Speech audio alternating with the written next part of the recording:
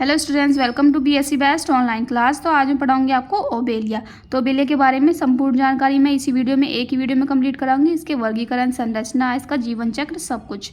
ठीक है। अगर आपको वीडियो अच्छी लगे तो वीडियो को लाइक करें, एंड अगर आपको इसकी पीडीएफ चाहिए तो हमारे डिस्क्रिप्शन बॉक्स में डाउनलोड कर लेना। ये हैंड राइटिंग नोट्स की पीडीएफ मैंने डाल रखी है। ठीक है।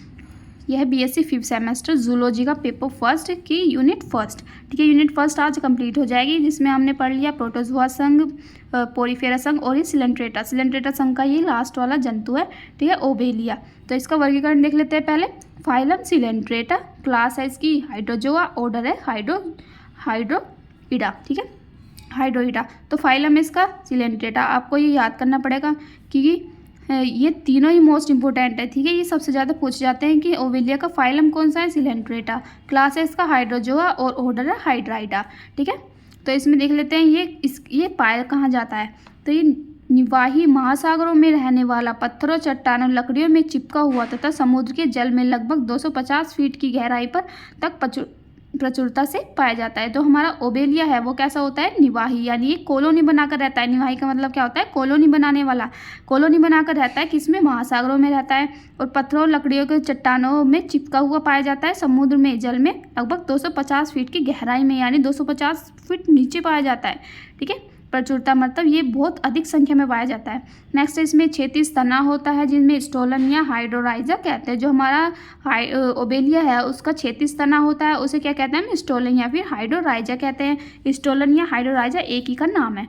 ठीक है। नेक्स्ट है इसमें लैगिंग व एलैगिंग जनन होता है। तो इसमें कैसा होता है, एलैगिंग और लैगिंग जनन होता है। यह कॉलोनी बनाकर रहता है।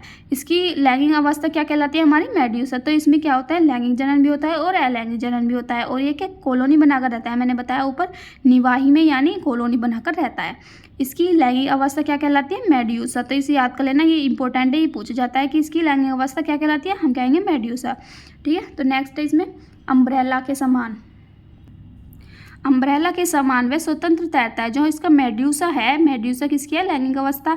ठीक है। ये कैसा होता है, स्वतंत्र होता है और अम्ब्रेला के समान होता है, तथा इसकी अलैंगिक अवस्था क्या कहलाती है, हमारी हाइड्राइड कॉलोनी कहलाती है। तो हाइड्राइड कॉलोनी क्या कहलाती है, हमारी अलैंगिक अवस्था। तो इसमें देख लेते हैं हाइड्राइड कॉलोनी के बारे में थोड़ी सी जानकारी दे देती हूँ आपको, फिर इसकी संरचना देखेंगे। यह कोमल, अर्धपारदर्शी व सफ़ेद या हल्के भूरे रंग का होता है। जो हमारा हाइड्राइड कॉलोनी है, यानी ये किसकी कॉलोनी होती है, उसे क्या कहते हैं, इसकी ये कोमल होती है, अर्धपारदर्शी यानी अर्धपारदर्शी होती है, यानी इसके थ्रू देखा जा सकता है, और सफ़ेद या भूरे रंग की होती है। नेक्स्ट इसमें 36 तने को हाइड्रोराइजा, पीछे बताया हाइड्रोराइजा कहते हैं। इससे 2-3 सेंटीमीटर लंबा उदग्र खड़ी शाखा है।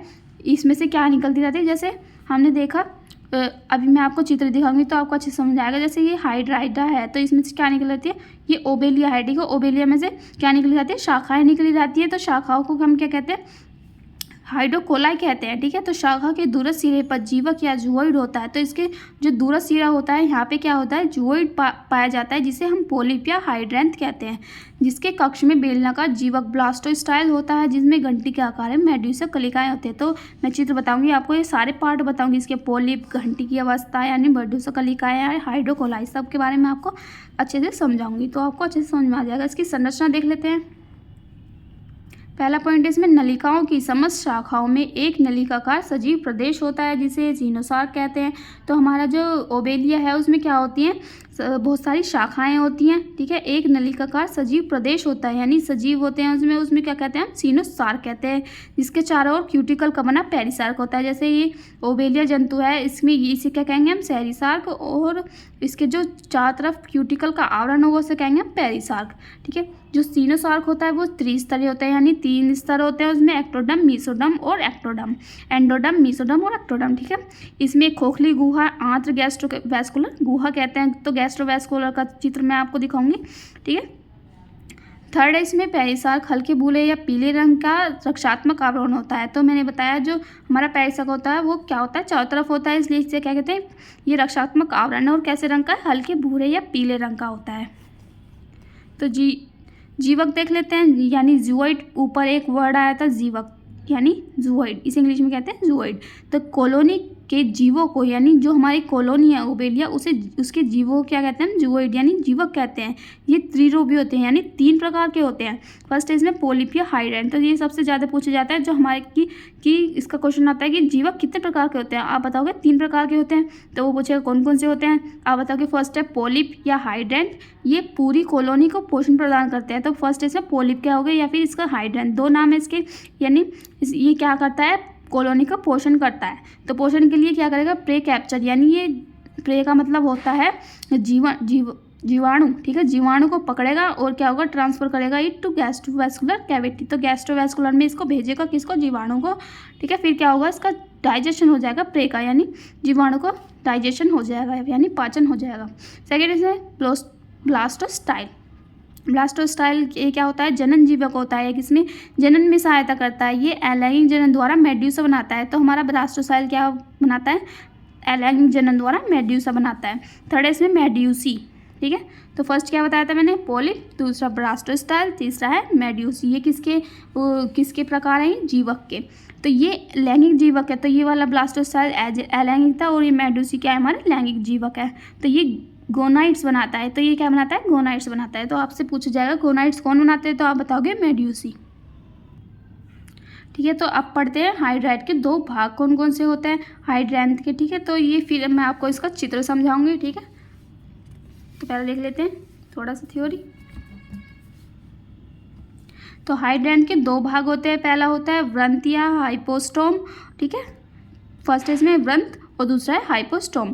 तो जो हमारा ब्लास्टोस्टाइल या फिर गोनोन्जिया भी कहते हैं उसे, उसके चारों ओर एक ढीले व शीशे के समान परिसार का आवरण होता है, ठीक है। शीशे के समान क्या होता है, एक आवरण होता है, जिसे हम क्या कहते हैं, गोनोथिका कहते हैं, ठीक है। तो पीढ़ी का एकांतर देख लेते हैं या फिर इसे मेटाजेनेसिस कहते हैं। तो पीढ़ी का एकांतर मतलब एक के बाद एक का आना, ठीक है। तो हाइड्रोइड स्टेज देख लेते हैं, ये कैसी होती है, इसकी डिप्लॉइड, यानी ये द्विगुणित होती है, यानी हाइड्रोइड स्टेज से क्या बनती है, फिर हमारे एसेक्सुअल रिप्रोडक्शन होता है, फिर क्या बनाता है, हमारा मेड्यूसा बनता है, ये भी डिप्लॉइड होता है, फिर होता है सेक्सुअल रिप्रोडक्शन, फिर बनती है फिर से हाइड्रोइड स्टेज। तो ये ऐसी ही चलती रहती है, इसे क्या कहते हैं, पीढ़ी का एकांतर यानी मेटाजेनेसिस। अब इसका चित्र देख लेते हैं, पहले नीचे से स्टार्ट करते हैं। यह है ओबेलिया की कॉलोनी, ठीक है, ओबेलिया है इसकी कॉलोनी, ठीक है। तो ये बीच नीचे का भाग क्या कहलाएगा था, हमारा स्टोलन, स्टोलन कहेंगे हम इसे। तो मैंने बताया एक पेरिसार्क होता है और एक सीनोसार्क होता है। तो सीनोसार्क ये वाला होता है और पेरिसार्क इसके बाहर का आवरण होता है, पेरिसार्क। जो इस वाले को क्या कहते हैं, हम हाइड्रोकैलस कहते हैं। और आगे बढ़ते हैं, आगे बढ़ने पर हमें मिलता है ये गोल गोल से आकृति, इसे क्या कहते हैं, हम पेरिसार्कल एन्यूलाई कहते हैं। फिर आगे बढ़ते हैं, इसमें एक गोल से आकृति मिलती है, उसके बीच में छोटे छोटे गोल गोल ये पाए जाते हैं, इन्हें क्या कहते हैं, डेवलप मेड्यूसा बड, ये वाली, ठीक है, गोल गोल वाली। और इसके जो बीच का जो भाग होता है उसे कहते हैं हम ब्लास्टोस्टाइल, और बाहर वाला जो खाली भाग होता है उसे कहते हैं हम गोनोथिका, ठीक है। ये जो हमारा ऊपर का भाग है गोल गोल सा, इसे कहते हैं हम गोनोपोर कहेंगे, ठीक है। तो आगे बढ़ते हैं, यहाँ पे मिलेगा हमें एक और बड़ मिलेगी, इसमें टेंटिकल से निकले रहेंगे, उसके आधार को हम क्या कहेंगे, हाइड्रोथिका, ठीक है, ये हाइड्रोथिका। और ये हमारे टेंटिकल्स निकले हुए हैं और इसके ऊपर एक गोल सी संरचना होती है, इसे कहते हैं हाइपोस्टोम, ठीक है। तो इस साइड आते हैं, तो इसमें क्या होता है, यहाँ पे ये है हमारा एक्टोडर्म और ये है हमारा एंडोडर्म। तो ये बाहर है तो इसे एक्टोडर्म और ये अंदर रहते हैं, इसे एंडोडर्म कहेंगे। तो गोनोथिका जैसे यहाँ पे था, ये बढ़ के बाहर वाले पार्ट को, खाली भाग को क्या कहा था हमने, गोनोथिका। और इसलिए इस वाले ये जो बड़ है ये भी इसी समान है, ठीक है, ये बन रही है अभी, ठीक है। तो इसके बाहर वाले भाग को भी हम गोनोथिका, ये यानी दोनों का नाम एक ही है, गोनोथिका। और ये हमारी मेड्यूसा बड बन रही है यहाँ पे भी, और यहाँ पे भी मेड्यूसा बड थी, ये डेवलपिंग ये हो रही है और ये बन चुकी। और फिर ये फूट जाता है, उसे क्या कहते हैं हम, ये टेंटिकल्स निकल जाते हैं, ये माउथ है इसका, और ये बीच का वाला पार्ट गैस्ट्रोवैस्कुलर कैविटी, ये आपने पीछे नाम सुना होगा, मैंने बताया गैस्ट्रोवैस्कुलर कैविटी नाम, ठीक है। तो ये इसका चित्र अब देख लेते हैं, इसकी लाइफ साइकिल होती क्या है। यह है इसके लाइफ साइकिल ऑफ ओबेलिया, यानी ओबेलिया का जीवन चक्र कैसा होता है। तो हम समझेंगे अच्छी तरह से जीवन चक्र। तो ये हमारा एक मैच्योर्ड ओबेलिया यानी फुल्ली डेवलप्ड पोलिप है ये हमारा पूरा, ठीक है। तो इसे कहेंगे फुल्ली डेवलप्ड पोलिप। तो इसका जो मैंने बताया, ये गोल वाला भाग क्या होता है, गोनोफोर होता है, इसमें मेड्यूसा बड पाई जाती है। और गोनोजोइड्स, ये वाले जो गोल गोल है उसे क्या कहते हैं हम, गोनोजोइड्स कहते हैं, ठीक है। ये जो बाहर वाला पार्ट है, ठीक है। ठीक है। अब ये है हमारे टेंटिकल्स और इसको क्या कहते हैं हम, गैस्ट्रोजोइड्स कहते हैं। और ये जो नीचे का भाग है उसे क्या कहते हैं, हाइड्रोजोआ या फिर स्टोलन कहते हैं इसे, ठीक है। तो इसमें क्या होता है, जैसे ये हमारे गोनोजोइड्स है, ये बन रहे हैं यहाँ पे अभी। गोनोजोइड का मतलब होता है बीज के समान होते हैं, ये बन रहे हैं अभी, ठीक है। ये जीवाणु होते हैं इसके अंदर, ये हमारा पोलिप है और इसके अंदर जीवाणु है किसके, इसके ओबेलिया के, ठीक है। तो जब ये अच्छी तरह से मैच्योर हो जाते हैं तो ये जो हमारा गोनोफोर है ये फूट जाता है यानी खुल जाता है, उसके अंदर से जीवाणु बाहर निकल जाते हैं, यानी इसे कहते हैं फीमेल मेल मेड्यूसा और मेल मेड्यूसा, दो बाहर निकल जाते हैं।